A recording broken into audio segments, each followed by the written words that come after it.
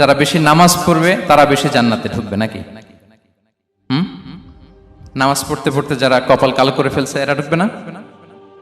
যারা হজ করতে করতে বড় হাজী সাহেব হয়েছে, জিকির করতে করতে হাতে 3-4টা তাসবিহ রেখেছে, তাদের কথা বলা হয়েছে।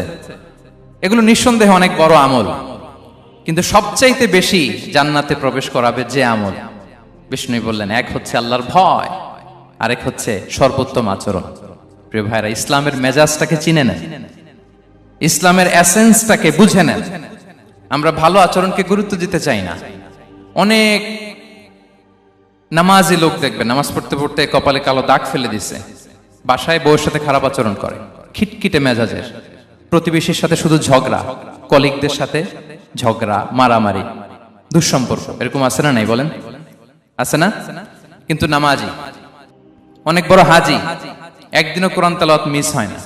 তো এত ইবাদত করেও সে ইসলামের আসল এসেন্সটাকে ধরতে পারে নাই। বিষ্ণু বললেন, সবচেয়ে বেশি জান্নাতে প্রবেশ করাবে যে দুটি আমল, একটি হচ্ছে তাকওয়াল্লাহ, আল্লাহর ভয়, আরেকটি হচ্ছে উত্তম আচরণ, সর্বোত্তম আচরণ। তো আমরা যেন উত্তম আচরণের অধিকারী হই।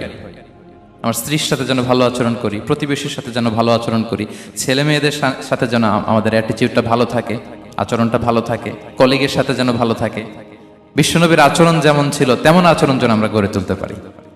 আওয়াজ করে পড়ুন আমিন। শুনে